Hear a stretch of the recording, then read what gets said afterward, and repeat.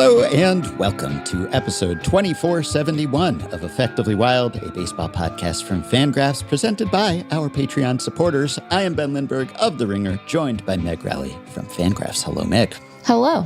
Well, if you're a Red Sox coach, condolences or congrats. If you're Alex Cora, he seems somewhat elated about it. But we had a mass firing, a mass layoff event on Saturday.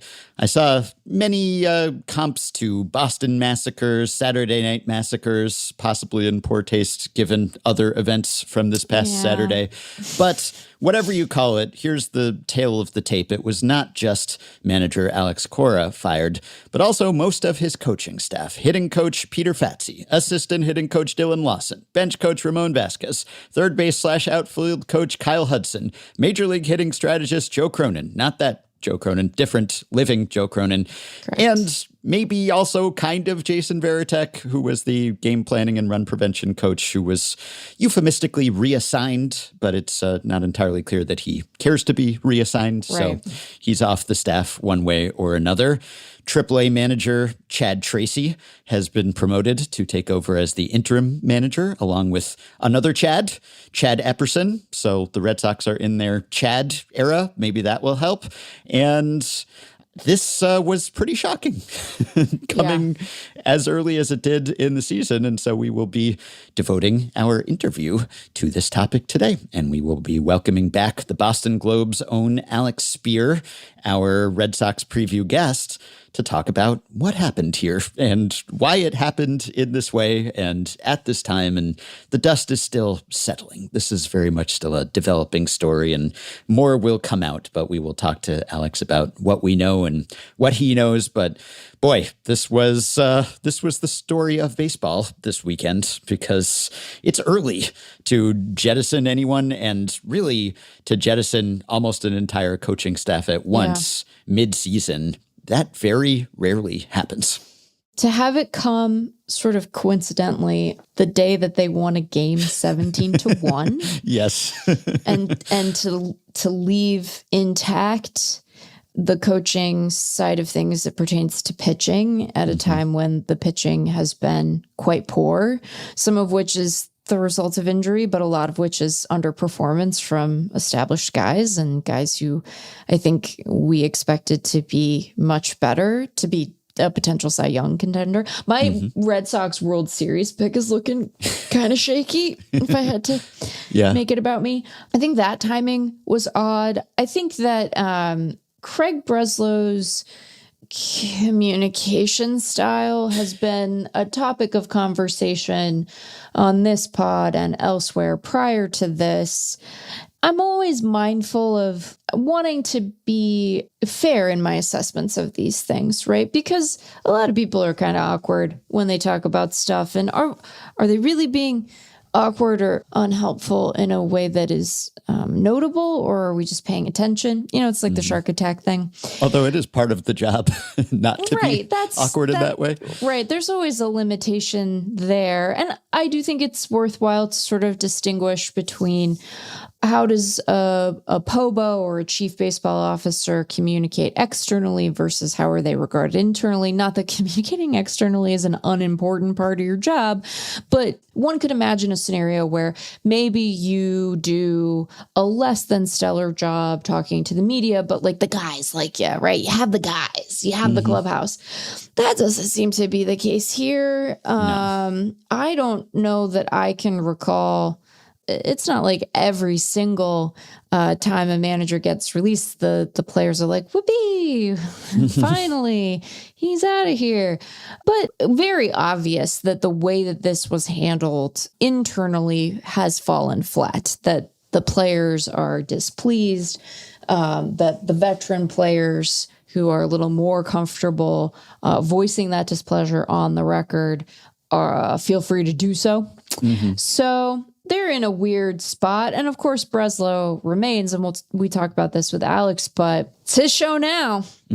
One of the reasons that managers don't tend to get fired this early is because it's like super disruptive. Yeah. The other reason, and this is speculation on my part, but one of the reasons I imagine that Pobos and chief baseball officers and GMs are reticent to jettison their managers this early in the calendar is ain't no one to blame but you now, Craig, and that's not to say that this team will suddenly rebound or that it can't falter in ways that have an obvious culprit, but you're really in it now. This is your show. Friend of the pod, Jake Mintz, asked about sort of whether these were his decisions. And it's clear that they were. I'm sure they weren't made alone, but it sounds like he was the impetus for the move. So you're going to sink or swim on your own, I suppose. Yes.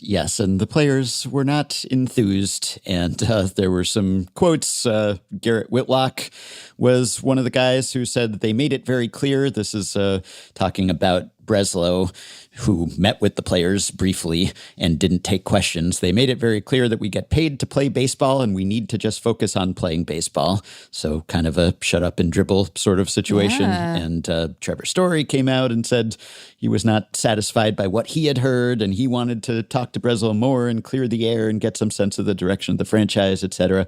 Of course, it would help if the Red Sox players did play better, Trevor Story included, but also I do understand. And there's a lot that's kind of funny.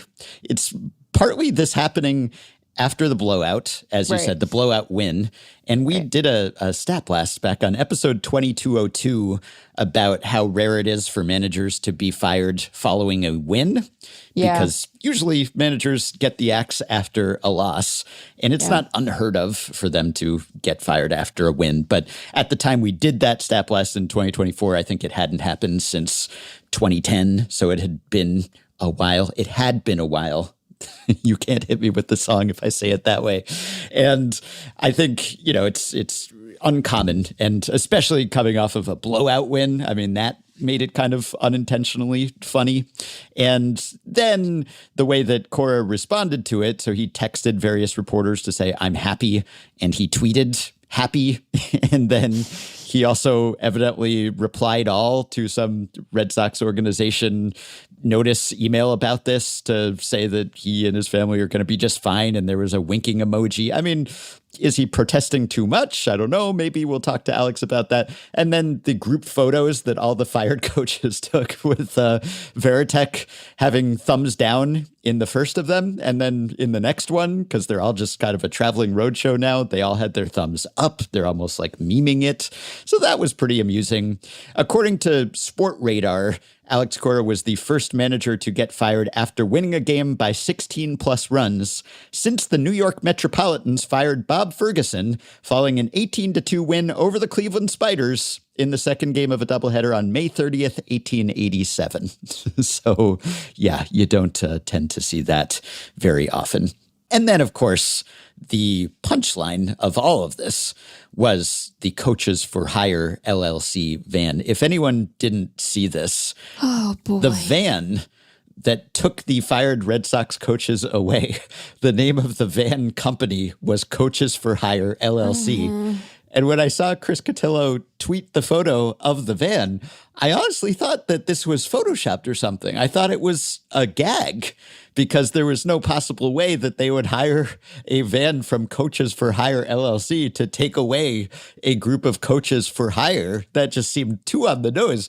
Not since 4 seasons total landscaping have I seen a funnier PR fiasco than Coaches for Hire LLC. So, yeah. Do you think that when Breslow broke the news to everyone, he said, we're making moves? Do you think he used the Alex Cora oft-repeated line from the Red Sox Netflix documentary that he used for every single player that they demoted from Major League camp in spring training? We're making moves. We're making moves. We're making moves. And this is this is a good example of where I want to be fair, because there are only so many ways to deliver that news. And at the end of it, you're being demoted. And so you don't feel good regardless, which doesn't mean that you shouldn't try to take care in delivering that news to players, particularly because the whole idea is that they will at some point be a better fit for the roster, mostly based on talent, sometimes just based on necessity, and be up. And so you want to have a good relationship with them. You want them to get better. You want this to be a temporary reassignment. And there are only so many ways to say that, but also it's just like, why are you letting yourself be filmed saying it the same exact way every time, man? Yeah. Why couldn't Netflix have been filming this season or any other season than that mostly boring season? How many more Red Sox documentaries will we get now? Are we doomed to several more Red Sox documentaries? I mean, the answer to that seems to be yes, but that was probably true before this decision. Do you think that he keeps that Cora and co keep their jobs longer if the Netflix crew is around to film a second season of that documentary? I think they might, right? Because you're like, oh, we can't give this to Netflix. Yeah, right. Jeez Louise. You got to be able to talk like a person, I think that this is an emerging theory for our time. I think that good leaders can figure out how to talk like a person to other people. Yeah. In the ChatGPT LLM era, it's probably even more important to be able to sound like a human being. Right. And I think that Breslow's tenure has been a mixed bag at this point. You mentioned this. I don't want to totally give away our interview here, but you mentioned this in our conversation with Alex. You didn't hate their offseason. I didn't hate their offseason. I thought that they were there was an outfield consolidation trade that failed to materialize that would have made their roster make more sense. As it was put together, it was sort of weird in its shape. But I think especially because so much of their abundance came on the pitching side, we're like, well, they're going to need that at some point, right? Every team does. Every team needs pitching. Can you really have too good a staff? Let's see. And our projections reflected the way that staff was expected to be good. They were right up there at the top in our preseason projections. So I think that there are parts of what he has done that made a lot of sense. They did get to the postseason last year. I thought some of the moves that they made last year were smart. I thought that the way that they reinforced their rotation this year was doubling down on a strength in a way that, I like when teams do that. But I think that when you point to some of the failures of his tenure, there is sort of a common through line, which is that they are either born of poor communication or exacerbated by poor communication. I don't think that everything that went on with Devers was the fault of Breslow. And I'm sure that if you're a Red Sox fan and you're looking at how Devers is hitting now, maybe you're just happy to be out from under that contract. But it looked bad at the time, in part because it just seemed like they could not get themselves on the same page with a player who was really important to the franchise. Having to move on from the majority of your major league coaching staff on, April 25th is an organizational failure. That isn't to say that the team has been playing well. And I don't really have a strong allegiance to Alex Cora one way or the other. I don't know. Maybe it's good that he's out of there, but you're making an organizational failure look even worse by the way that you're communicating with your players. And so, at the very least, this should be a developmental goal for Craig Breslow. He's setting developmental goals for the organization. That's part of his job. This is a developmental goal for him, or it needs to be, because as you said, talking to people is part of your job when you're in that seat. And the way he is communicating is fanning the flames of bad situations rather than tamping them down. And that's also a failure. So, Craig. Yeah.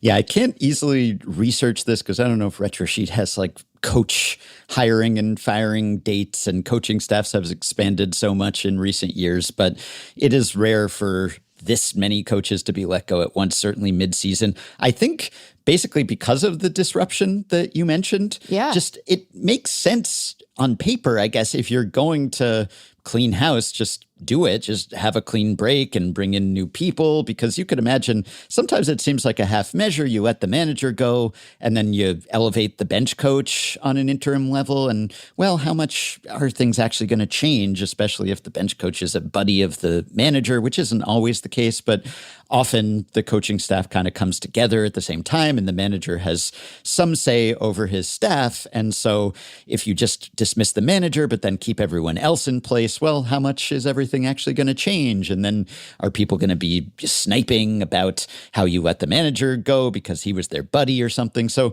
on that level, it almost makes sense to just do a hard reset.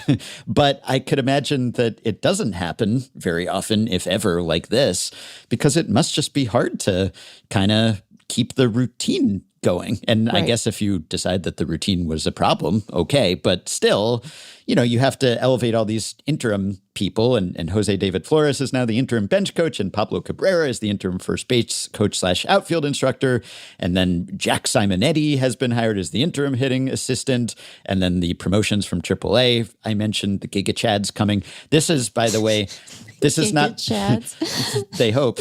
This is not the big league Chad Tracy. This is career minor leaguer Chad Correct. Tracy. So don't Yes. confuse your Chads Tracy. Yeah, don't get your Chad Tracy's confused. Yes. Make sure that when tagging your Chad Tracy's in a piece that you are tagging the correct Chad Tracy. A nightmare, Ben. You know what? Now I'm mad about it. Before I was just like an objective observer being like, you guys seem like you really love mess over there. But now I'm furious because you've made my job harder. Gosh. Added Colin Hetzler to the hitting staff. So Right. they have almost replaced all of the dismissed coaches, not quite. But still, a lot of those guys, even if they've been around the organization and AAA for years, they're still just kind of not going to know the routine and where do we go Right. and what time. And you don't have, now a lot of the AAA guys, of course, have longstanding relationships with some of the younger Red Sox players, which makes them natural people to take over, whether on an interim basis or ultimately a full-time basis, permanent basis, quote unquote permanent. Nothing's permanent when it comes to managers and coaches, clearly, but still, they just kind of don't know their way around. And like, you know, you have to prepare. The season doesn't stop for you to regroup. So you have to have your pre-series meetings and you have to disseminate your scouting reports and all of that stuff and make your lineups, right? There was some report that Chad Tracy, I think, was making his lineup on the plane, but then the front office delivered a lineup to him, which again, optics, but, you know, maybe coming in, he has a lot on his plate. So I think just that, and maybe you think it's a kick in the pants and you need that, but also there's probably some stuff that's going to be just slipping through the cracks from a preparation standpoint, just because everyone's new here and they all have to learn the ropes too. So that's probably why we don't see this with a team that is expecting to contend and that is supposed to be good now. So yeah, it's unusual, but could it work? Well, we will talk to Alex about that, but I think the bones of the team still strong. So we'll see if they can come together after this or whether this just mushrooms into an even bigger deal. But we can move on to a bit of other banter and then we will return to the second biggest story in sports involving a New England sports team's head coach / manager. What is going on in New England? Just all the sports teams scandal ridden year after year, somehow punching above their weight in that respect. Oh boy, Ben, you just said a mouthful.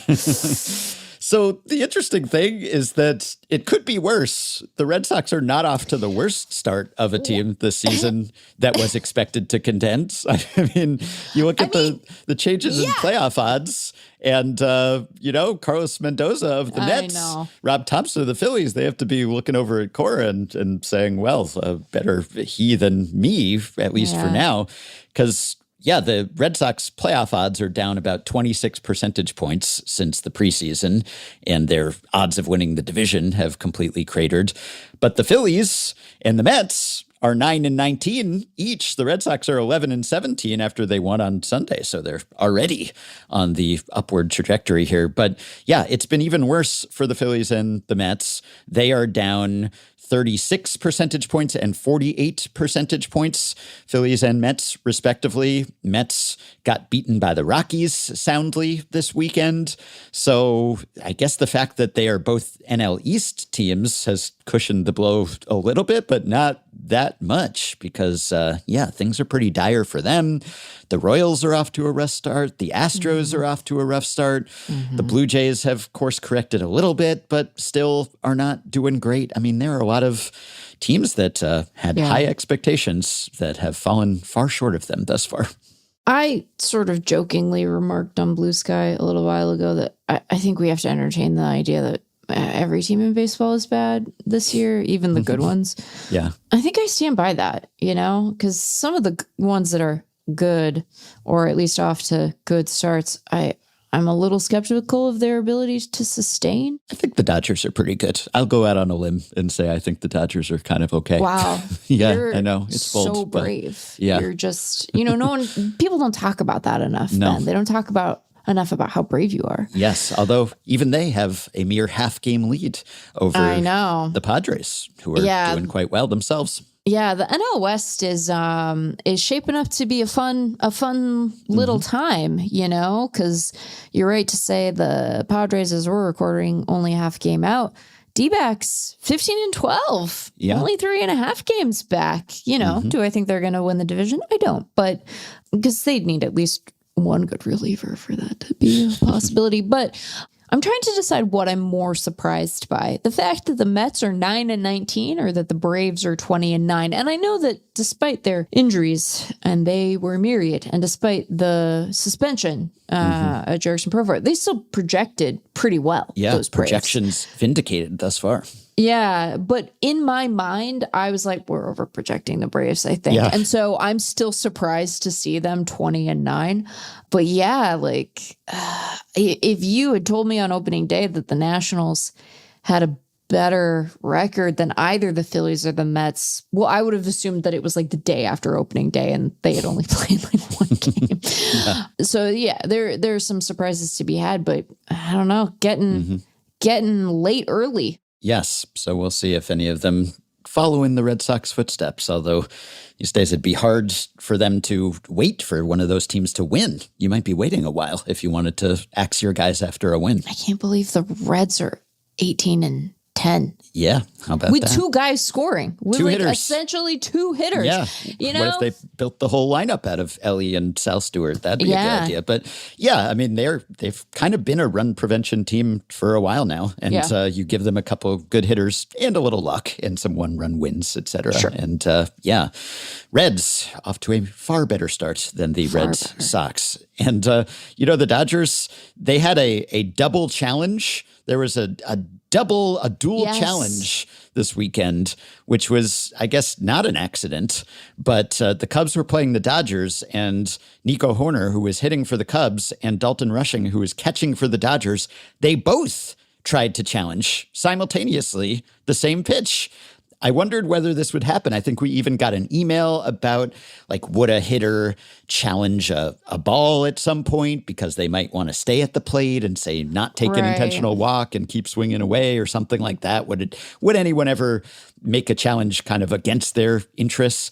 And technically, it doesn't go down in the books as a double challenge, but it was in the moment because it was a 3-1 pitch. It was the second inning. The Dodgers ultimately won this game 6-0 on Sunday, but it was very amusing because it was 3-0 at the time, and Justin Wrobleski, who had himself a fine start, he allowed a double and then walked a couple batters, so the bases were loaded with one out. And there was a pitch, 3-1 pitch, and they both immediately moved to challenge because Rushing was anticipating that it might be called a ball. And so he would want to get that changed to a strike so that they didn't walk in a run. And Hoerner was thinking that it wouldn't be a ball, that it would be a strike. And so they both signaled to challenge. And what happened ultimately, because Hoerner had started down the first baseline already. And so I think Rushing, seeing that, maybe was thinking that this would be a ball call and just didn't want to leave anything to chance. So the home plate umpire, who was Malachi Moore, he called the pitch a strike. And Rushing didn't hear that, evidently. And so he just challenged kind of preemptively, I guess, and just to be safe. And because it was a strike, it went down as a challenge for Horner, and he lost the appeal, and it was ruled that the pitch had caught the zone by half an inch or so. And it ended up being important because Horner struck out, and then Bregman grounded out, and Wroblewski and the Dodgers emerged unscathed. So Joe Davis called it the ultimate ABS strike, a double simultaneous challenge. I wish it were recorded that way. I think there's a decent case that it should be, and that if you do that, maybe you should pay a price. Maybe the umpire should have docked the Dodgers a challenge. And even though it was an accident and an instance of jumping the gun, maybe it should be ruled a double challenge. But unfortunately, it is not. But it basically was one. Yeah, that's so wild. Yeah, we saw some momentous challenges. Your Mariners won on Sunday after pinch hitter Rob Refsnyder stayed alive after being, quote unquote, struck out. He challenged. The strike call was overturned. He stayed up there. He hit a game-winning homer in the ninth. Big win probability swing. Good challenge. We also saw the first batter to have a bases-loaded walk change to an inning-ending strikeout. Brett Beatty of the Mets on Sunday contributed to the Rockies sweep. So maybe there were more consequential challenges, but none more entertaining than this duel challenge, or challenge duel. We also saw, sort of Red Sox adjacent, I just wanted to note for everyone that Kyle Harrison is off to a strong start for the Brewers, and I think he might be the new Quinn Priester. He might be this season's Quinn Priester, who was a Pirates prospect who was sort of laundered through the Red Sox to the Brewers. The Red Sox had him briefly after he had failed to launch for the Pirates. And then the Brewers acquired him from the Red Sox, and he blossomed for them last season and turned into a real load-bearing support strut of their rotation and had a strong year. And I think Kyle Harrison is off to the same sort of start. Harrison, who was traded by the Giants to the Red Sox in the Devers deal, and then was flipped this past February by the Red Sox to the Brewers in the Caleb Durbin deal. And we talked a bit about Durbin's struggles at the start of the season.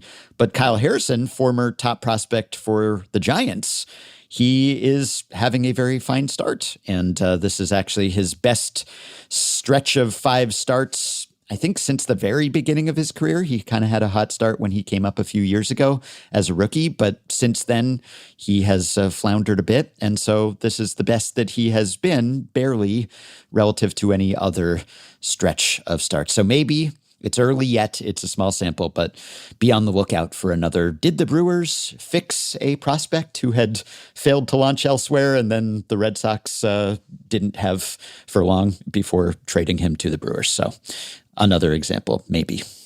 Yeah, maybe. And also relevant to our conversation because it's like, who you trading and who you keeping? Indeed. Yes. Who you trading, Greg?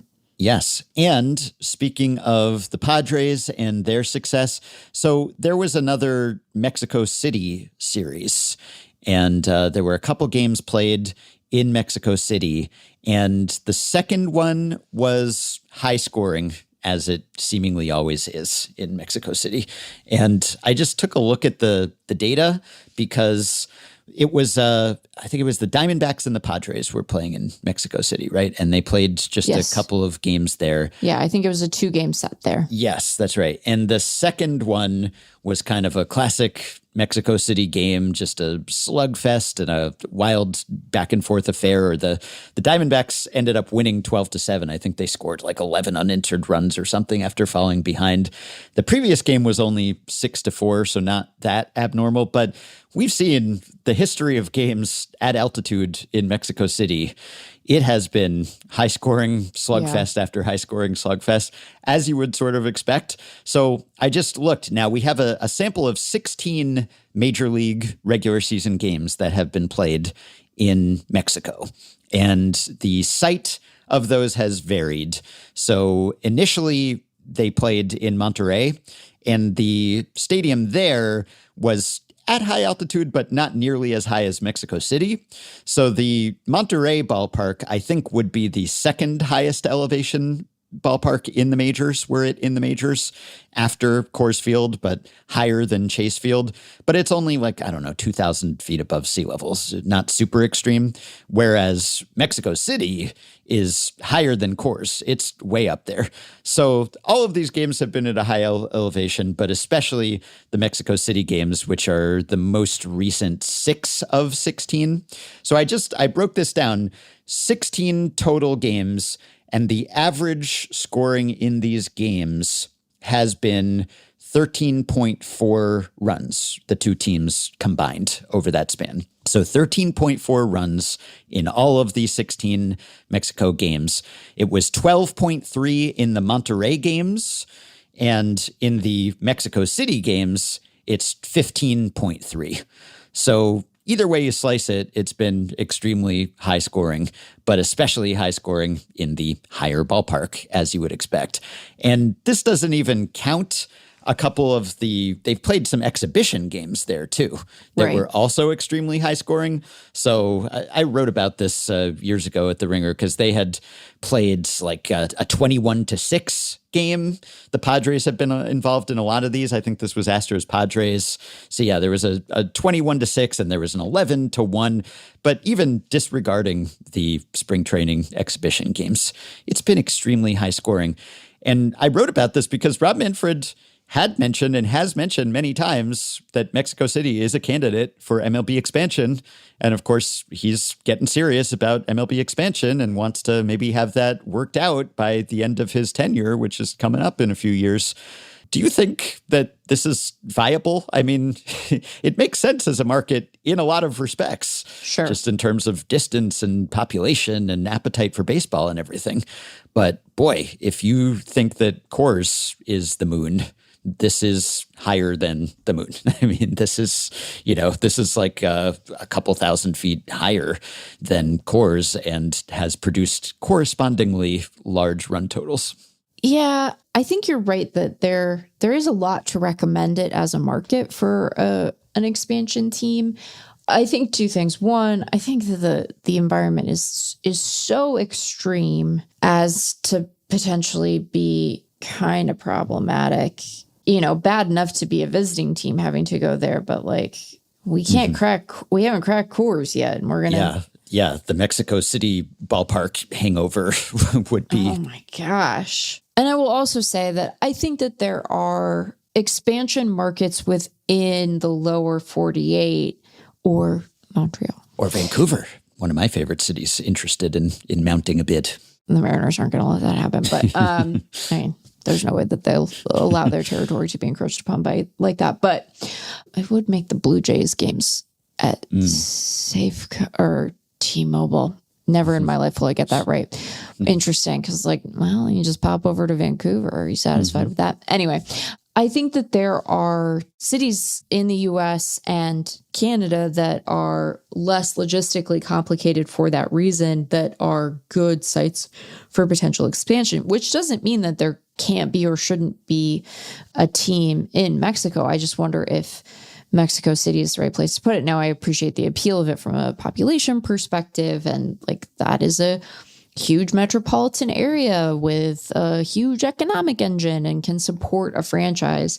But it does seem like it poses a real problem. Like the way that the ball plays there just does pose a real problem. And I don't know if you want to embrace that potential thorniness when other cities also present an attractive expansion opportunity, and you wouldn't be playing on the moon. Or maybe we could sell a team to Elon Musk and then we can play on Mars.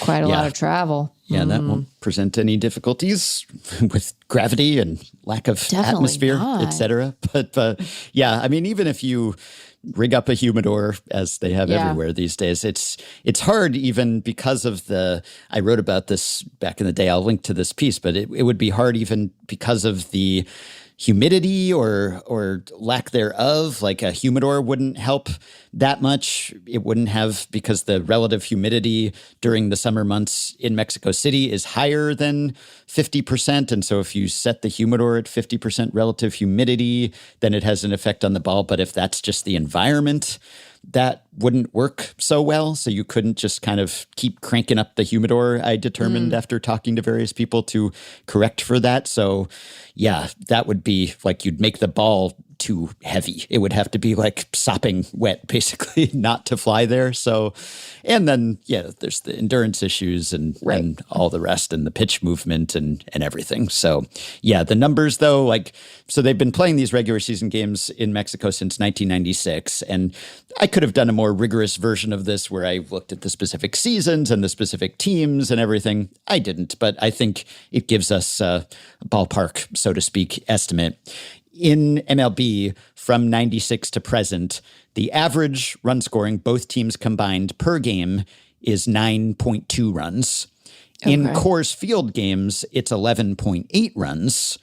But in the Mexico games I cited earlier, in the Monterrey ones, it's 12.3, so higher than Coors. And in the Mexico City ones, it's 15.3 for an overall average of 13.4. And of course, the Coors scoring has been depressed somewhat by the fact that the Rockies haven't had good hitters for a lot of that time. But even so, without correcting for which teams made the trip to Mexico, it holds up as you would model it. Yeah. The actual results have shown that, it would, even Coors would pale in comparison to this sort of altitude. So it's a real stumbling block. Or if you want to juice offense and you want to get those batting averages up and everything, well, maybe that's one recourse. Just put a team in Mexico City. That'll help. Yeah. And again, like, I don't want to discount the notion that there's a lot about baseball there that would be really appealing. But I do think that, it's a non-trivial environmental consideration, and one that would give me a lot of pause, especially when there are other places that have like a real interest in having a major league team that don't have quite so extreme an environmental consideration to deal with. So, yeah. Also, you know how one of your bold preseason predictions was about, well, no, I know you forget them instantly, but you did have one about Konnor Griffin. Yes, I did. I remember that one. It's going great. It's going great that he would, match or surpass Mike Trout's rookie 10.1 WAR. His rookie WAR. Yeah, that was truly bold. He did hit his first home run on his 20th birthday, so congrats, Konnor. But he is still at 0 WAR on the season, which I suppose means he is on pace for 0 WAR. So it turns out maybe you should have made that prediction about Kevin McGonigle. I maybe should have. Yeah, because he's actually on pace for 8.4 WAR. He's not very far off the Trout pace. And Trout himself, the current model, is on pace for 7 WAR. So that's exciting. But also, Kevin McGonigle, the number 2 prospect, but the one who started on the big league roster and has just hit the ground sprinting. I mean, he's been fantastic, as we talked about the other day. But on pace for an 11-homer, 8.4 WAR season. So that's fun. Bobby Witt Jr., by the way, is on pace for an 8.4 WAR season with 6 homers. I don't think he will end up with both of those numbers. He might end up with the 8.4 WAR, but probably not with the 6 homers. But he has hit 1, which is funny because it's like, let's bring in the fences. And then Bobby Witt Jr. has 1 home run, not working out so well for him, but he's still been good. Anyway, Kevin McGonigle, it turns out, was the guy that we all should have been. Not that people weren't hyped about Kevin McGonigle. I mean, he had a fantastic spring training and was one of the best prospects in baseball. But he's the one who has made it look easy thus far. Yeah, he sure looks like he belongs. And I will give you one quick little stat blast here, prompted by some news this weekend. They'll take Adidas that's sorted by something like ERA- or OBS plus, and then they'll tease out some interesting tidbit, discuss it at length, and analyze it for us in amazing ways. Here's today's stat blast.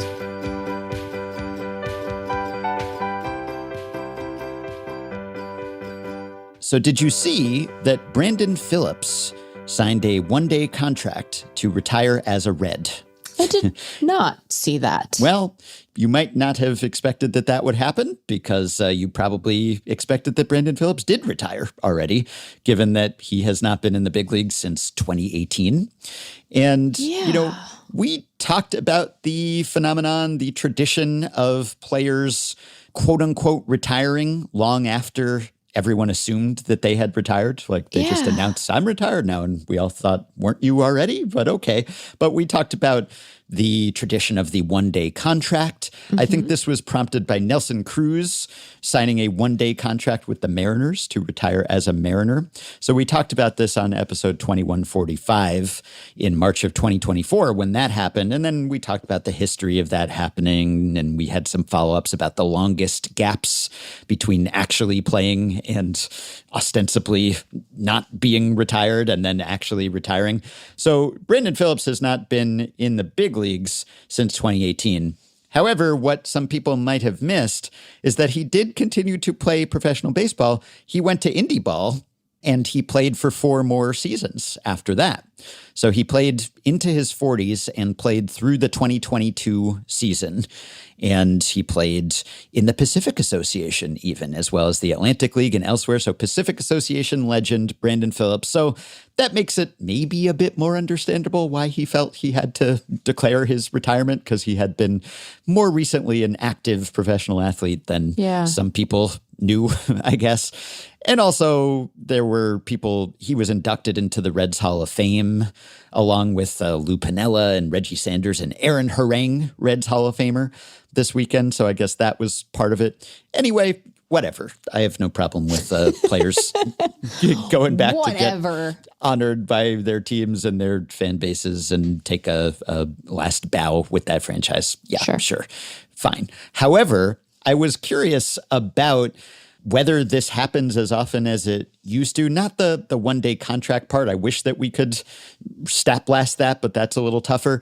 But players who had a long run in the big leagues playing on after their big league careers ended. How long is the typical major league afterlife? And how many major leaguers even have an afterlife? Not the Iowa cornfield kind, and not becoming an archaeologist like Brad Lidge, but continuing to play baseball at a high level elsewhere.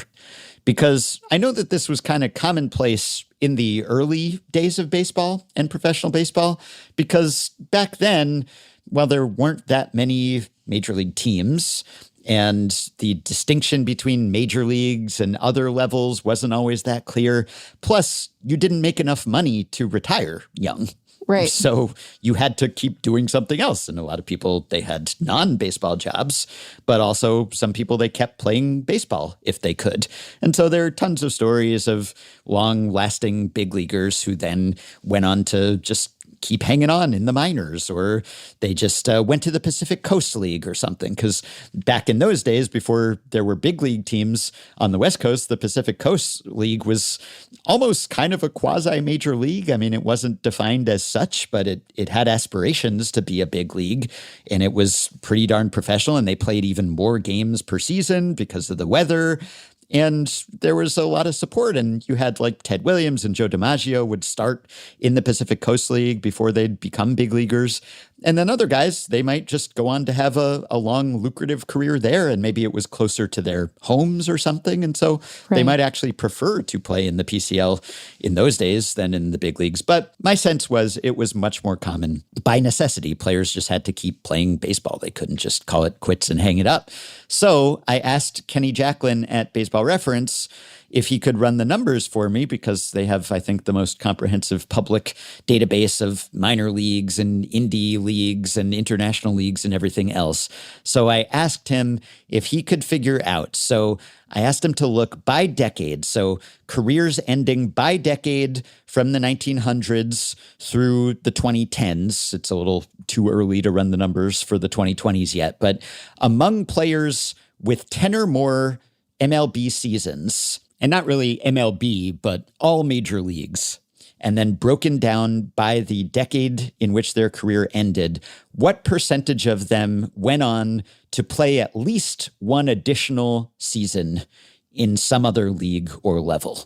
So it has to be a whole new season, not just like they got demoted from the majors to the minors that year and they played on. No, it has to be playing beyond their final major league season in another league at another level.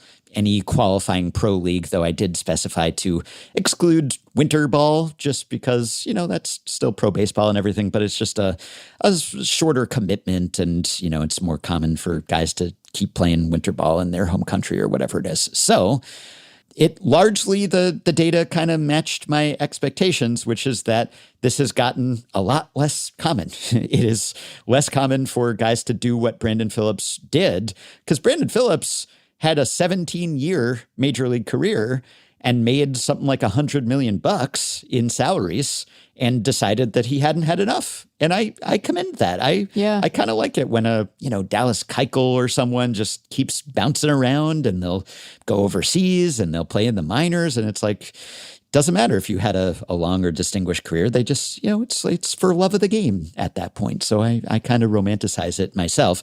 Then I guess there's the non-romanticized version, which is the guys who basically get blackballed from the big leagues and want to keep playing. There's the Trevor Bauer kind of case, or the Robinson Cano case, or the Henry Mejia, not that he had as long a major league career, but if MLB teams won't have you anymore because of whatever it is, you were suspended for various things multiple times, you're persona non grata, and then you keep finding places to let you play. So that's one way that this does still happen sometimes, but I think the Brandon Phillips route is rarer. So the numbers, basically, there was a change, I guess, like going into the 60s or so. So careers that ended in the 1900s, of the 94 guys who had 10-year or longer major league careers at that point, 74 of them went on to play an additional non-MLB, post-MLB season.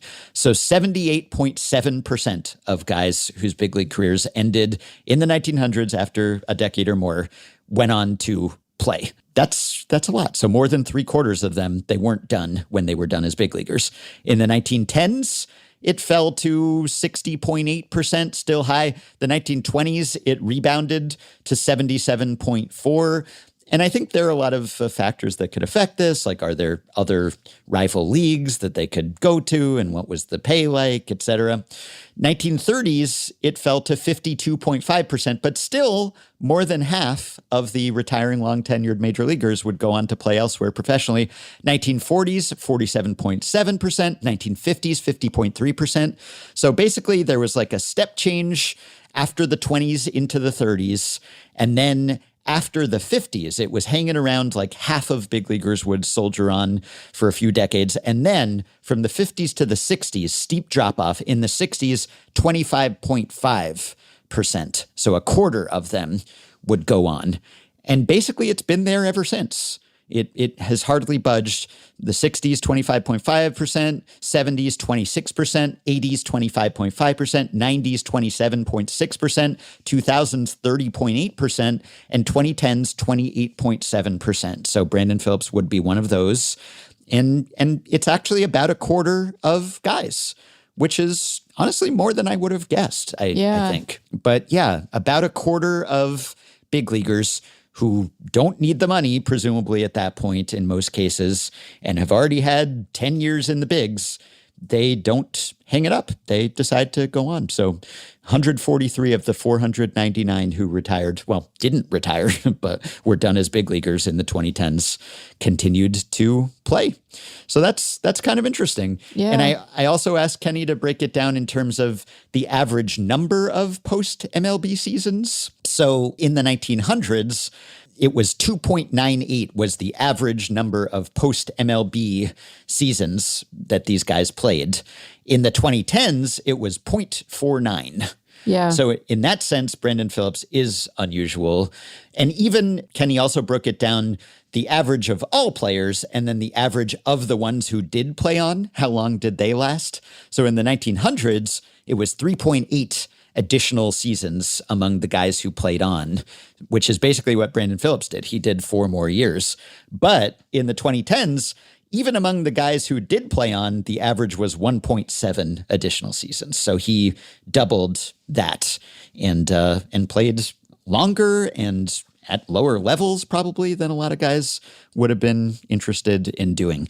And another thing that I speculated about when I messaged Kenny and he confirmed, I think one reason why it hasn't declined even more, even though most long-lasting big leaguers probably don't need to play, financially speaking, is that there are more options now, or at least more high-level, remunerative, professional options, because they're just more international leagues. Yeah. And maybe also fewer minor leagues or fewer affiliates. And so Kenny sent me a table that breaks down where all the guys played by decade. And he says more recently, there has definitely been a shift away from the minor leagues toward independent leagues and overseas. So, now you can go to the Mexican League, you can go to Indie Ball domestically, you can go to Japan, you can go to Korea, you can go to Taiwan, you can go other. He broke down that includes Cuba, Italy, Australia. There's a lot, right? So there are many options where you can still make pretty good money and it's still high-level competition and it's a professional outfit. So I guess that has probably bolstered the numbers somewhat in that it's a more appealing proposition, even if you don't need the money quite as much. Yeah, that makes a lot of sense. Mm-hmm. Okay, so as I suspected, Brandon Phillips was indeed an outlier, but we have the numbers and the rates and everything, and I will share the information that Kenny shared with me. And just quickly, I will dispense with another question we got about this weekend from Patreon supporter James, who noted that in the Red Sox-Orioles game, this was on Saturday, the Red Sox hit a grand slam, a 3-run homer, and a 2-run homer all in the same inning. This was, of course, the famous last game of Alex Cora. Just before they laid off all the hitting guys, they almost hit for the home run cycle in a single inning. They just needed a solo homer to complete the 1-inning home run cycle. And James wondered if any team has ever hit a home run cycle in the same inning. And Michael Mountain confirmed that no, this never has happened. There are 115 instances on record of teams hitting 4 or more homers in an inning dating back to 1930, and all of them involved repeating an RBI count. Getting 3 out of 4 happens a few times this season, most recently September 2nd, 2025, by the Guardians at Fenway. And they actually lost that game 11-7, which is a tough break. And then another home run related question from Sam, Patreon supporter, who said, I was thinking about Joe Adell's 3-homer robbery game and how much cooler it was than having a 3-homer game as a hitter. And Sam said, that got me thinking. I assume that home run robbery data is quite limited, but has anyone ever had the elusive 5-homer game, so to speak, by hitting 3 homers and robbing 2, or I suppose any combination greater than 4 total homers? And I put this to Mark Simon at Sports Info Solutions, and he knew the answer. No one has hit more than 2 homers in a game in which they had a home run robbery since 2004. But SIS, or then maybe BIS, kept partial track in 2002. So they have 34 home run robberies on record from that season covering May to August, but they didn't keep track in 2003, and so that's why they always cite the numbers since 2004. But they do have partial data for 2002. And in the game in which Mike Cameron hit 4 homers, he caught a potential grand slam against Maglio Ordonez right at the top of the fence. And there was a newspaper account that called it a home run robbery. And Mark Simon had Mike Cameron on his Sports Info Solutions podcast. And Cameron confirmed that they got it right. It was going to be a home run, according to Cameron at least. He said he didn't have to jump much for it because he had long arms, but he's convinced it was going to be a home run. And who are we to doubt Mike Cameron, as Mark said? So it did happen, at least that one time. I guess he hit 4 and he robbed 1. So it's a net 5-homer game, I guess, for Mike Cameron. All right, then. All right, well, let's take a quick break, and we will be back with Alex Spear of the Boston Globe to talk more about the Red Sox conflagration. How are you? I'm okay. We got so much to do today. Breaking balls and breaking snells, and those stats won't blast themselves. Effectively wild, effectively wild, effectively wild.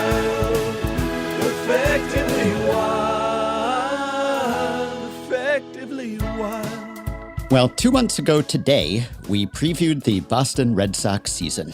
And I think we may have omitted the part where they laid off almost their entire coaching staff while it was still April. And so, to rectify that oversight, we have brought back our Red Sox preview guest and one of our faves, Alex Spear of the Boston Globe, to address why he did not predict that this would happen. Alex, how could you fail to foresee this?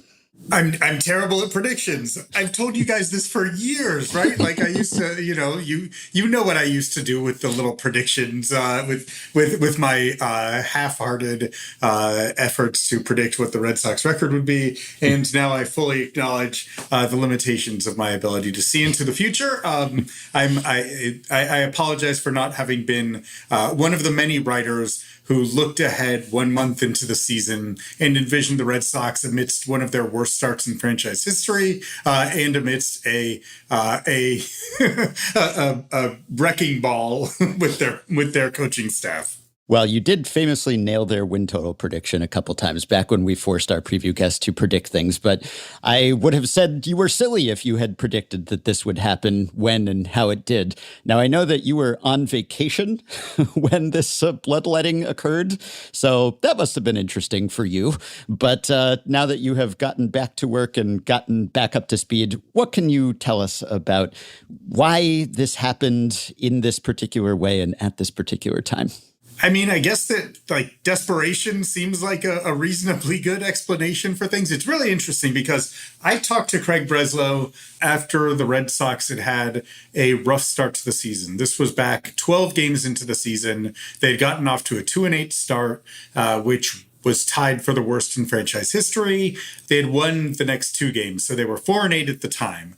And at that time, I asked him, When a team gets off to a poor start that defies your projections, do you consider a shakeup to be a viable catalytic option?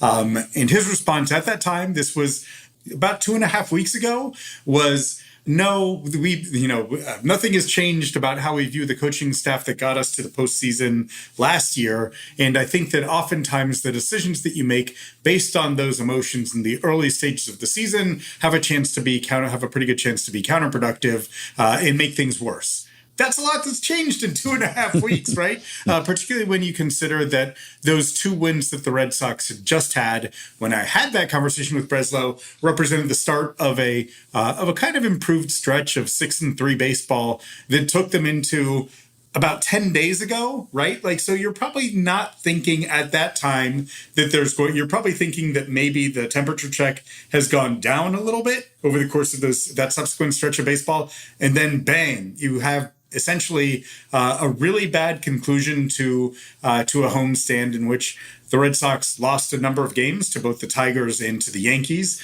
while getting shut down by pitchers like Tarek Skubal and Framber Valdez and Cam Schlittler. Bunch of scrubs there, really. If you can't hit against those guys, really, got to shake things up. That's usually the litmus test of a hitting staff, of a group of hitting coaches.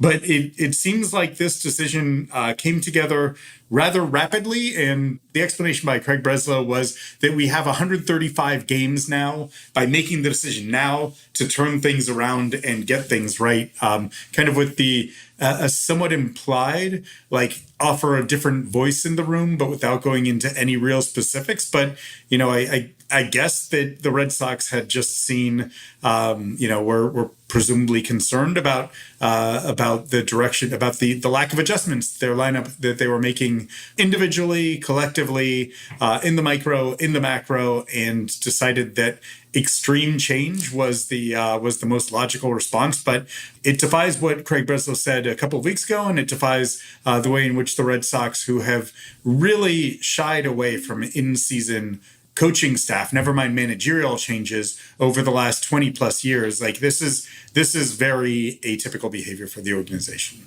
Well, and as you're noting, not just voice in the room, but voices in the room, right? The job of a manager is sometimes to get fired as a way of indicating that the organization knows they have a problem and is doing something. But I'm struck not only by how many people were fired here. The bench coach, the third base and outfield coach, the hitting coach, the assistant hitting coach, the major league hitting strategist. Jason Varitek got reassigned, if he'll take a reassignment. Joe Cronin died 40 years ago, and he got fired.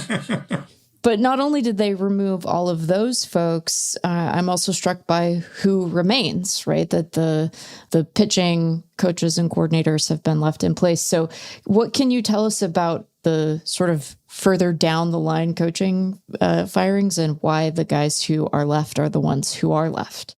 Yeah, it's a fascinating one because you could very easily make the case that the pitching has been subject to greater underperformance in this early part of the season than the hitting, right? Because the Red Sox had declared themselves to be a pitching and defense team, and their starting rotation has been abysmal, in no small part because Garrett Crochet has had a couple of derailment outings, and Rangel Suarez ended up having a couple of derailment outings. Brian Bayo has had a couple of awful outings. Yeah, the pitching in many respects has been the group that has underperformed more significantly. Craig Breslow said that his confidence was very high in the pitching group to be able to make corrections with the pitchers who are struggling thus far.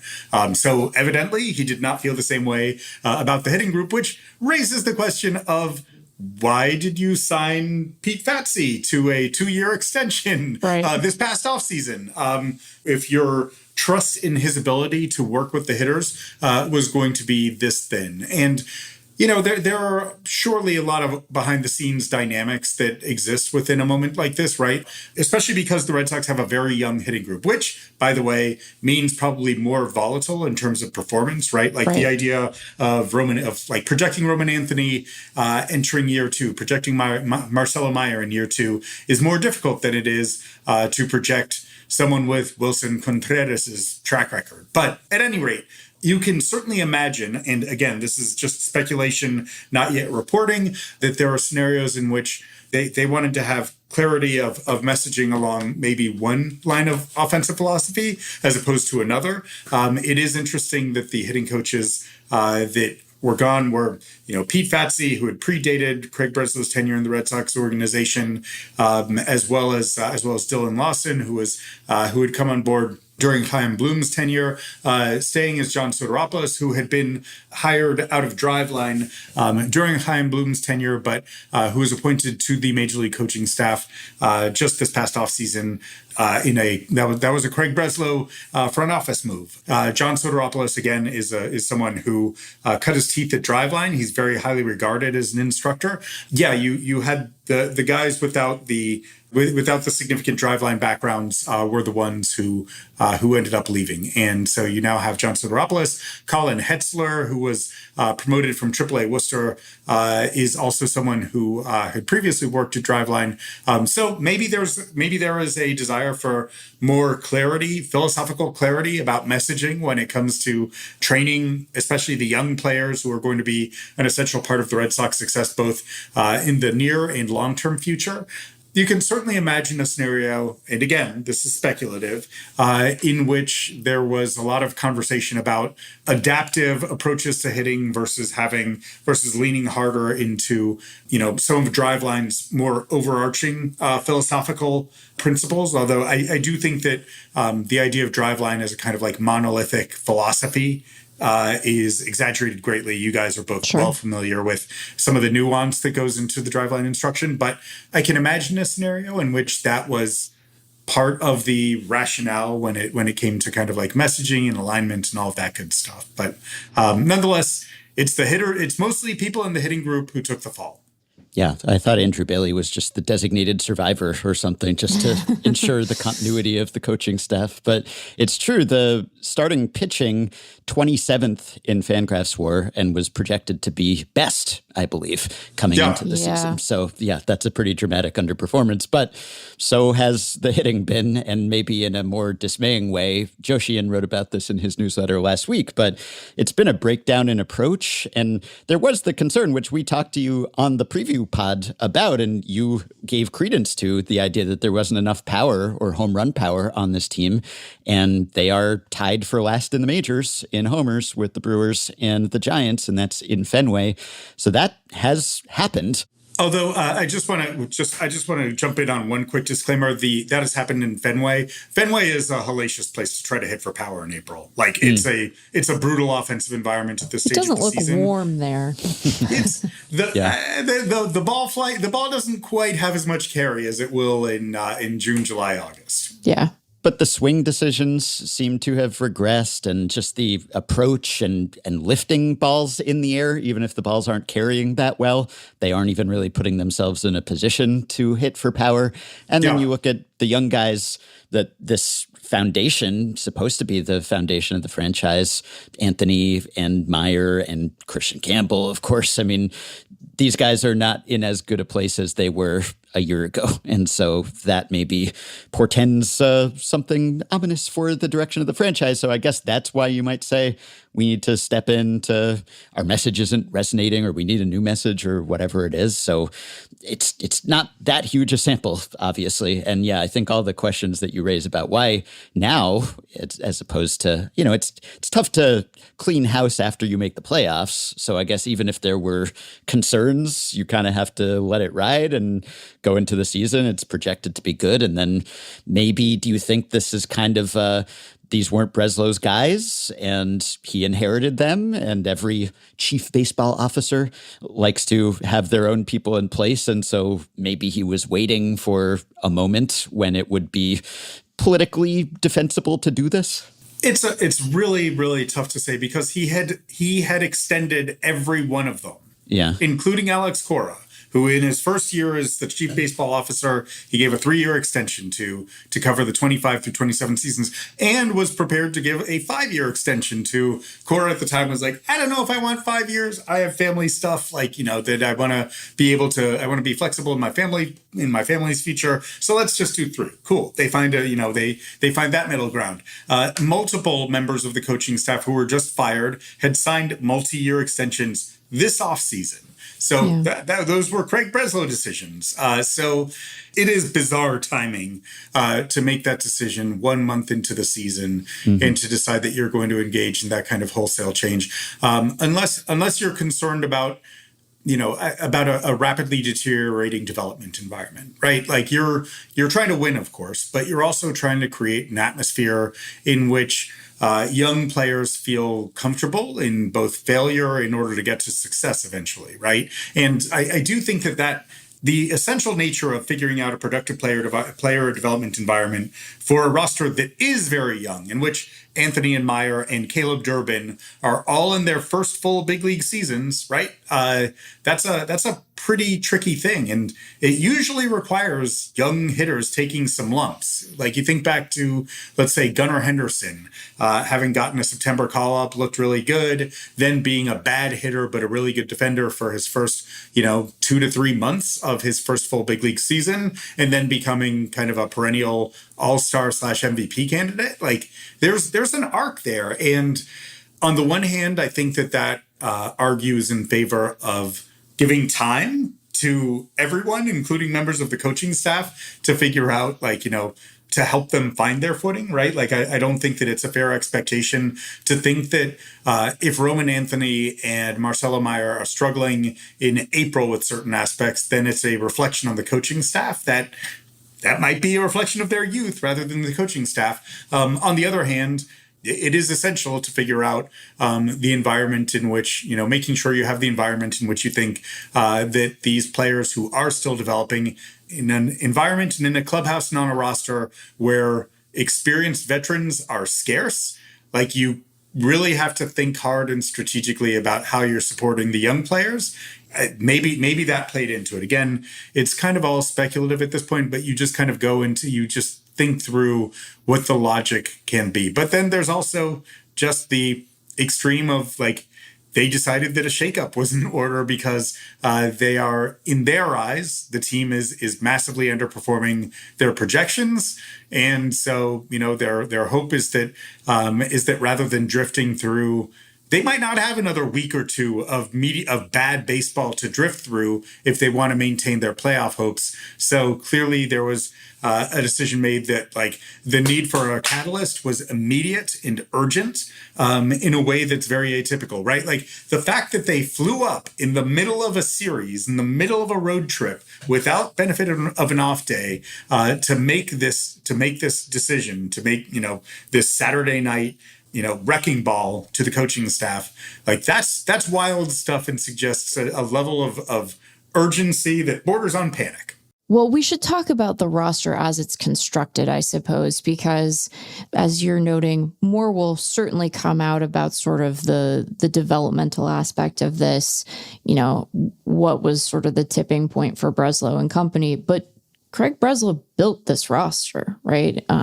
You talk about the development of Caleb Durbin. There's a reason that Caleb Durbin is their starter at that position. And some of it has to do with the vagaries of free agency, and some of it has to do with decisions that Breslow made in the offseason, right? So I'm curious sort of what you think this shakeup means for Breslow's future in the organization, because if things don't get better, well, he's the only guy left, apart from most of the pitching coaches. But, in terms of like key decision makers, he sure shifted the focus to it being his club now, right? What do you think this means about sort of his long-term viability with the organization?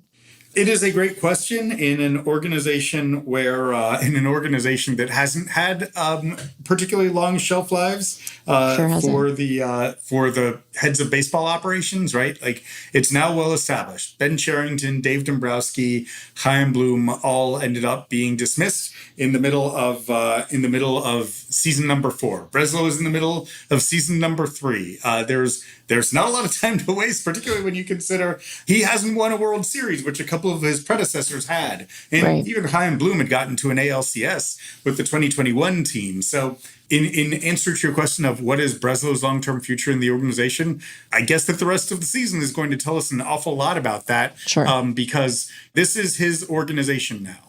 There are a lot of people who had been in the organization for a long time across multiple general managers, and that's his players, that's his coaches, front office members, scouts, etc., who are no longer in the organization. The organization has been significantly remade, according to the vision of Craig Breslow, since he became the chief baseball officer in November of 2023.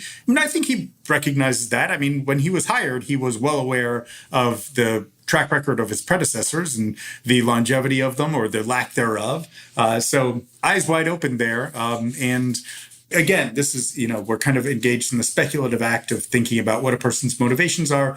But perhaps that did kind of introduce a level of urgency in terms of thinking, well, if I want, I have this long-term vision for the organization, and I better get there pretty quickly. the short-term and long-term better intersect pretty quickly, because there's not a lot of time to be able to have the organization in the image and form that I want it.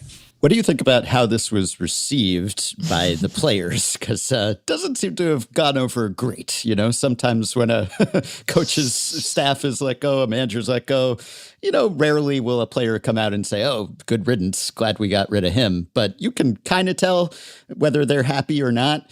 And in this case, it seems like most of the ire has been reserved for Breslow or for management ownership. And so the way that they came in and evidently talked briefly and mostly Breslow, although Kennedy and Henry were there sort of silently looming, I guess, for the most part. But Breslow, they didn't really take questions from the players, and the players seemed somewhat miffed about that. And Trevor Story had some comments about how he doesn't understand the direction of the organization. And then the whole Coaches for Hire LLC debacle with the van, which, someone should probably be fired just for that, I think. Just get in the van with everyone else. But yeah, call an Uber, man. yeah. The allegation that Breslow lacks feel perhaps has dogged him throughout his tenure. So what do you think of the way the players have responded to this? And also Cora and the coaches, who seem to be just traveling across the country, taking buddy travel road movie photos of themselves with their thumbs up, and Cora just talking about how happy he is. Is that sort of a don't put in the newspaper, I got mad? Or is it like he's actually happy to be out of here? Yeah, it's all very bizarre, right? It's kind of playing out, seeing the joyful pictures of being treated like kings in the north end of Boston. Like I'm reminded of watching the photos, seeing the social media pictures of Mike Napoli smoking a cigarette and shirtless through different parts of Boston after the Red Sox won the World Series in 2013. If you don't know what I'm referring to, look it up, kids. But it's been super bizarre. I do think that speaks to Craig Breslow and Sam Kennedy described in their press conference this idea that once they made the decision that this is what they felt they needed to do, they wanted to be bold and decisive and do it immediately. There's a part of everyone seeing how that landed in the clubhouse, particularly given that hasty, I think Garrett Whitlock said that Breslow talked for about 2 minutes and that Chad Tracy, the interim manager, who, by the way, is super bright, very talented, and I think has a great future. I'm honestly surprised he hadn't been hired to be part of a major league staff before this year. But he talked for 5 minutes and that was it. No Q&A. And I think that raises the question of why did you do that in the middle of a series rather than on an off day when you would have had an opportunity for a less hurried interaction with your players? It does not seem like the handling of this was terribly graceful in terms of how it's being received by other parts of the organization. Yeah, I think that your point is a fair one, right? There have been questions throughout Craig Breslow's tenure as the chief baseball officer of the Red Sox about the kind of operating dynamic that people are working in. And I think that the way in which this news was received is doing nothing to downplay that. I'm curious sort of, and again, we're sort of in the realm of speculation here. And I know that the story made a point of saying that, they weren't going to hold what had happened against the folks coming in, that he has familiarity with Chad Tracy, as do several other members of the big league roster. But what kind of dynamic has the front office set up for Tracy? Because, I know they won on Sunday, so I guess that's good, right? But you're in sort of an odd spot when it comes to trying to have a positive developmental trajectory with these guys when the last one was so unceremoniously dismissed and in a way the clubhouse isn't thrilled about. Yeah, I think that the thing that benefits Chad Tracy is that he already has, because he's been the AAA manager since 2022, he has pretty solid relationships, a pretty solid foundation with the vast majority of players on this roster. Many of them had excellent developmental tracks with Chad Tracy as their manager in AAA, and as well as Chad Epperson, who's their AA manager, who also got moved up to being their interim third base coach. He also got promoted to the big league staff as a kind of familiar and reassuring presence. So I actually do think that it's possible for the two things to be separated, right? There are, I do think that the players have a lot of trust in the people who are now on the staff, who have been in their minor league system for a while. The interesting dynamic is going to come with regards to the hitting group, which the players on the active roster do not have as much familiarity with necessarily. At the top, there's Chad Tracy, Chad Epperson, and Jose Flores, who was already the Red Sox first base coach, who is now going to be their interim bench coach. But he had also been the AAA bench coach with Chad Tracy from 2022 to 2024. It's possible that they can have an atmosphere that's not a train wreck, as we've sometimes seen. Early season replacements with internal candidates, whether it was a guy like a Brian Snitker, who had a lot of trust from people in the Braves organization, or a Rob Thompson, who had a lot of trust from people in the Phillies organization at the time that he replaced Joe Girardi in May of 2022. You can get past it, but it ain't easy. So yeah. I think that Chad Tracy was good about being upfront and acknowledging the fact that it's a challenging circumstance to step into, because he had a great relationship with Alex Cora as well. As soon as this news broke, people were alluding to the history of people in Boston just getting trashed on their way out of town, which is maybe not solely a Boston tradition. You hear that about the Mets a lot too. But I think there was an anticipation that, oh boy, the dirt that's going to come out and it's going to be flying on both sides. And maybe the coaches are going to be telling their side of the story and the front office is going to be telling its side of the story. So we've been couching everything we've been saying in terms of, well, more might come out, and we don't know exactly what everyone is thinking. As a longtime member of the Boston media, do you expect that there is going to be a lot of slinging of various stories and inside accounts and anonymous denigrating of other people's performance? Well, I don't know about anonymous denigrating of other people's performance. So let me pick apart a couple of different elements of that. First is, anytime someone is fired in a prominent position, usually there is a postmortem that takes an awfully hard look at the decision making factors that go into that, and that often means that you end up flagging the things that had been identified as going wrong to lead to a firing of someone, right? Like that's true in every market, and I think that there just tends to be. Because there's more media in Boston than there are in some other markets, although the disparity is not as exaggerated as it once was. There tend to be more people who are kind of chasing information and identifying it, right? I think that there's always a postmortem with anyone losing a job, unless they decide that they're just gonna walk off into the sunset. Beyond that, do I expect there to be mudslinging? No, I would think that with time we'll be able to get to some of the key areas that Craig Breslow and his kind of like narrow inner circle of decision makers, alongside the top level of Red Sox ownership, felt needed to be addressed. We'll probably get a little bit more in terms of the what prompted the decision and why they felt so much urgency.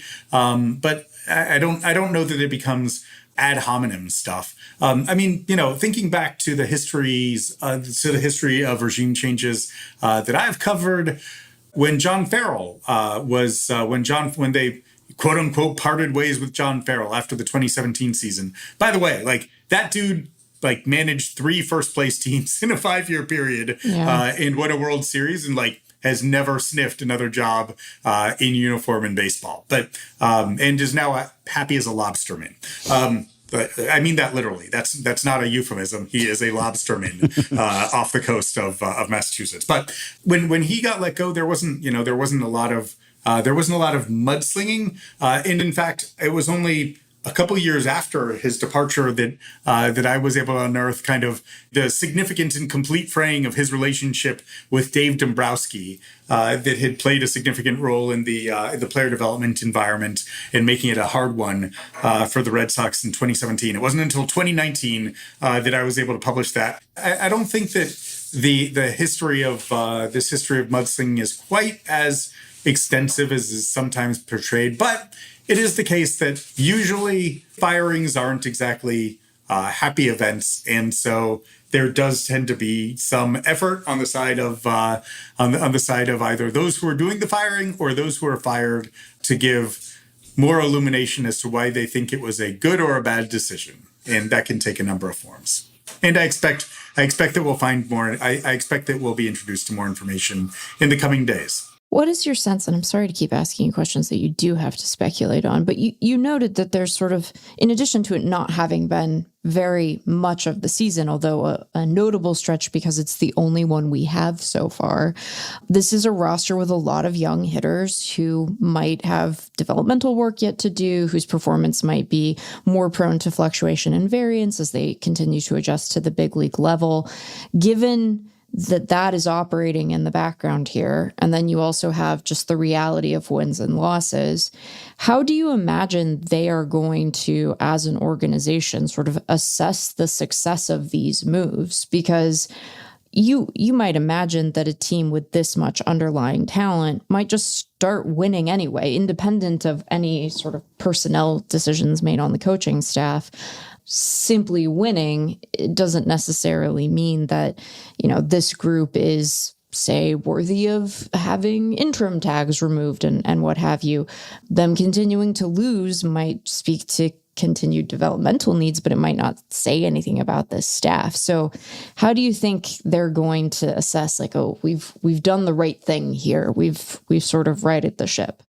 It's a great question, and one that I think it's sort of the you'll know it when you see it. Maybe I do think that I think that they are a kind of like KPI, like business world speak driven organization that that does believe in identifying progress based on identify areas that need to be improved and on an individual level, and then seeing if those areas improve, and if they are largely improving, then then off they go, and if not, then maybe it's not then maybe you determine it's not the right group. But I do think that ultimately a lot of this is going to be just that.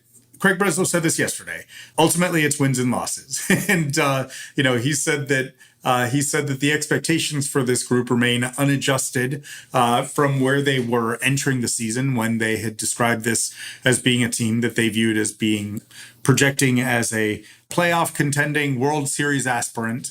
So I do think that both in terms of Breslow's decision making and in terms of the work being done with the group, if they're winning and if they're showing improvement, and I'm talking about top line improvement in addition to like more micro stuff related to like individual players' chase rates or the degree to which X player is improving his discipline, his swing decisions on breaking balls, or Y player is improving his in-game base running decisions. I think that all of that will end up being taken into account, but at the highest level, it's all about improvement and seeing a lot of it in a pretty short period of time.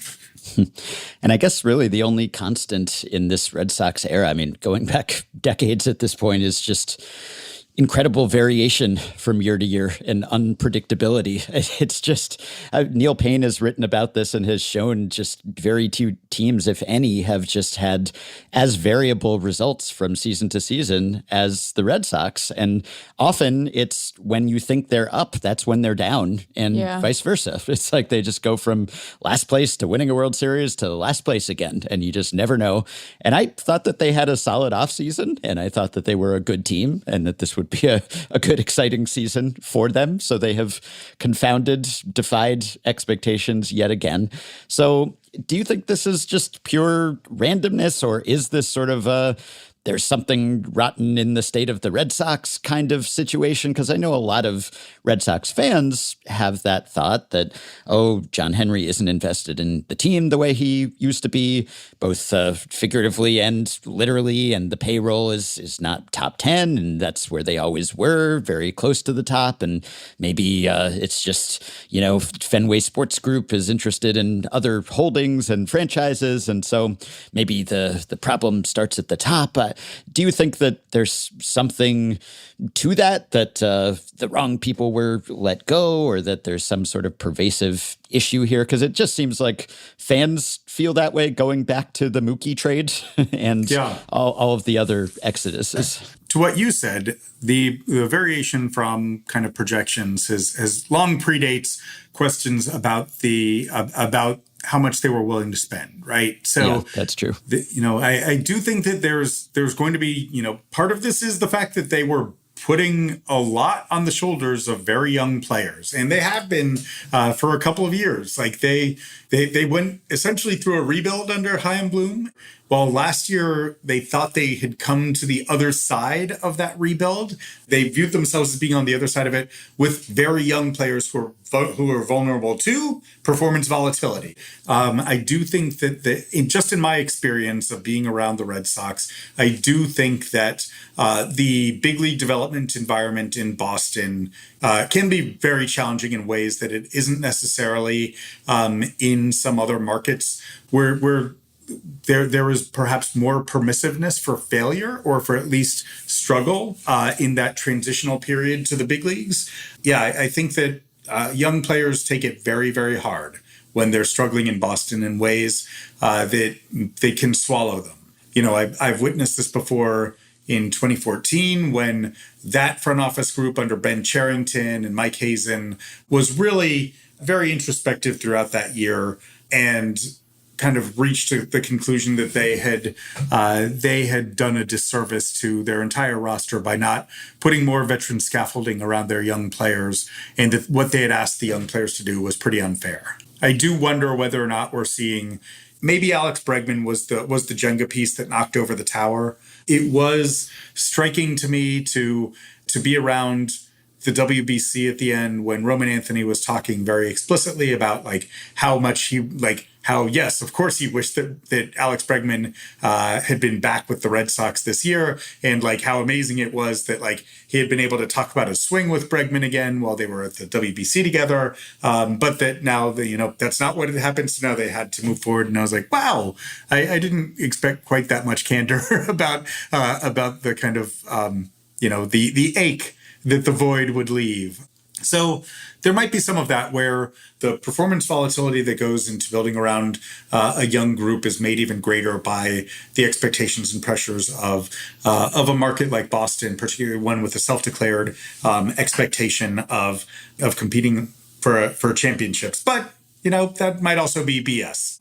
But it is the case that there have been feedback loops in other seasons that have led the Red Sox further and further away from projections. Bobby Valentine having been one of those feedback loops. Things get weird in Boston quickly when things start going badly. So perhaps the Red Sox were willing this time, mindful of that history, they were willing to do something that they hadn't been willing to do in the past, which is make an extreme course correction, as opposed to in the past when they just thought that it was dangerous to introduce another variable to young players who are already dealing with so many of them. And lastly, I think Ken Rosenthal suggested that Alex Cora might not be out of work long, that as soon as there's another vacancy, that maybe the Phillies, for instance, who are struggling to an even greater degree than the Red Sox, maybe he could just waltz in and take over there. Is your sense of Cora's reputation around the game that he will be much in demand next time there's a vacancy? Yeah, I would think that a lot of people will be reaching out to Alex Cora if they have openings. Yeah, I think that he still has a very strong reputation, particularly for a win now club. I do think that it's fair to wonder, to step back and look broadly at Cora's track record as a developer, right, and to wonder Is he a good developmental manager, or is he really good for more veteran players where you have a more clarity about what their strengths and weaknesses are? Yeah, I think that if there's a win now organization, he will enjoy a lot of consideration from those teams because he's won, and not a lot of people can say that. Well, Alex Spear is not a stiff. He is the furthest thing from it. And we're always happy to have him on the podcast. Nice to have you on, not on a preview pod. I mean, not nice maybe for the Red Sox, but nice that we had the opportunity to chat between previews at least. And now that you're back at work, we look forward to your output. Yeah, well, I'm very grateful for that. But perhaps this is our great lesson that I am useless at previewing anything. And I should merely join you for ex post facto analysis of what's happened. And but I'm nonetheless delighted for the opportunity to be able to chat with you guys as ever. We can just skip the future Red Sox previews and we'll just have a postmortem at the end of the season. There you go. Or a month in, as the case may be. Performance reviews, monthly performance reviews. That's exactly. That's become the replacement. All right, a few quick follow-ups. One email from listener West in Alabama, who responded to our discussion of J.R. Ritchie and the first pitch homer he allowed in his big league career last week. This was on episode 2470. West says, you have probably gotten this from other Braves fans who were watching J.R. Ritchie's big league debut, but the Braves probably went to go get the ball because J.R.'s dad mentioned in an in-game interview on Braves Vision wanting J.R. to have the ball as a reminder of what it takes to be a big leaguer. Huge baseball baseball coach vibes off of him. Though I guess that's not so different from what Meg and I said. So maybe we were giving off huge baseball coach vibes too. I'm never not going to think of J.R. Richard when I hear or see J.R. Ritchie, even though it's spelled differently. Also, I mentioned last week the pursuit of the sub 2-hour marathon and how big a role shoes were playing in that. Well, as you may have seen this past weekend, a pair of distance runners, each wearing a pair of shoes, very important shoes, became the first officially to break the 2-hour marathon barrier, and they were wearing the Adidas Adizero Adios Pro Evo 3 shoes. So the shoe race in actual races continued, and it's kind of funny because Nike sort of jump-started the shoe revolution about a decade ago with its carbon fiber running shoes, the Breaking 2 project, and then Nike didn't even produce the shoes that helped these athletes achieve this record. But yeah, these guys came in under 2 hours by 30 seconds or less. So with that kind of margin, the shoes might make the difference. Also got a couple email responses to our brief discussion at the start of our preceding pod about the home run Brad Lidge allowed to Albert Pujols in 2005 and how I think it's almost too synonymous with Lidge. It's often the first thing that people think of when they think about Brad Lidge, but the home run wasn't as costly as a lot of other playoff pantheon homers because Lidge's team, the Astros, won that series over the Cardinals. Well, listener Jay wrote in to say, you mentioned that Pujols' 2005 playoff homer off of Lidge has probably gotten too much attention given that the Astros went on to win the playoff series. Even though I am a Cardinals fan, I agree. However, I must respectfully disagree with your explanation via Michael Bauman. You/Bauman said people remember this because people assume this happened in 2004 when the Cardinals beat the Astros in the playoffs. I'm not sure that explains it. As someone who is quite a bit older, than you or Bauman or Meg, I remember the 1975 World Series, from which it seems to me the most common image that still persists is the home run by Carlton Fisk. But this came in Game 6 of that series, and the Reds went on to win it in Game 7, a very similar scenario, and nobody will confuse the 1975 Carlton Fisk Red Sox with the closest championship Red Sox team, the 2004 curse-busting gang. I don't have a good theory to replace the fan confusion one. Here's the best I can do. It's the optics, which sports editors are keen to latch onto. The image of Fisk jumping his way down the line while trying to wave the ball fair is a great visual. Similarly, there is something compelling about the image of Lidge and Pujols both watching the flight of the ball, with Pujols holding his bat like a muscular lumberjack who has just felled an oak tree with a handsaw while walking off to take down another. But then I'm a Cardinals fan, so I like that image. Yes, I do think that's part of it. That's certainly part of it with Fisk's wave off, the body language, and it just barely staying fair. And as I noted, Pujols' homer was an absolute tank. He crushed that thing. It was a hanger, but nonetheless. So that's part of it, but I don't think that's all of it. And listener Matt gets at something else important here. He says, everything that follows is in the spirit of pedantic baseball discussion. I'd push back slightly on the theory you and Bauman proposed that the moment's iconic status depends on people misremembering the context. I think it's remembered because it was packed with drama and felt monumental in the moment. For me, and I'm sure for many others, the accurate context, including the fact that the Cardinals ultimately lost the series and Houston went to the World Series, is what makes it iconic. Lidge was an exceptional closer and had dominated St. Louis for a long stretch. That night, the Astros were at home, up 3-1 in the NLCS, leading 4-2 in the ninth of a potentially decisive Game 5. They were 1 out away from their first World Series appearance. With Lidge on the mound, Houston's victory felt almost inevitable. Then Albert Pujols came to bat and crushed that slider. Even though Houston won Game 6, that should not diminish Pujols' feat. In the moment, that swing was electric. Pujols dramatically beat a worthy foe. To me, this is more a Pujols moment than a Lidge moment. Lidge was an excellent pitcher, and of course later had his well-deserved World Series win. But on that night, Pujols finally beat him, and in an emphatic way. To me, that is what made it so iconic. And as I wrote, and as I'll say, that's all reasonable. And I agree. To be clear, I believe it was a big moment, and it should be remembered as such. I just think it looms a tad too large in Lidge's legacy, given that it didn't cost his team the series, and that overall, he had excellent postseason stats. So I hate for the memory of October Brad Lidge to be tarnished by that one dinger. Hey, Mariano Rivera gave up some pretty big postseason hits too. So that's all I'm saying. It was a big dinger, to be sure. I just think it has a somewhat outsized status in Lidge's legacy. And Matt agreed with that much. Reminder that you can register for the Effectively Wild meetup tool if you're interested in going to a game in your area with other Effectively Wild listeners. John Joyce, who created the site, has improved it, added some additional leagues, including summer college leagues. So it now supports 200 264 Stadia. I will link to the site once again on the show page, and the password is EW2026. You can support the podcast by going to patreon.com/effectivelywild and signing up to pledge some monthly or yearly amount to help keep the podcast going, help us stay ad-free, and get yourself access to some perks, as have the following 5 listeners: Marcus Rabara, Nick Potter, Brent, Andrew Rabin, and Dan Heiser. Thanks to all of you. Patreon perks include access to a full weekly Patreon-exclusive episode, a monthly bonus episode, exclusive live streams, our patrons-only Discord group, personalized messages, prioritized email answers, shout-outs at the end of episodes, potential podcast appearances, FanGraphs memberships, and more. Check out all the offerings at patreon.com/effectivelywild.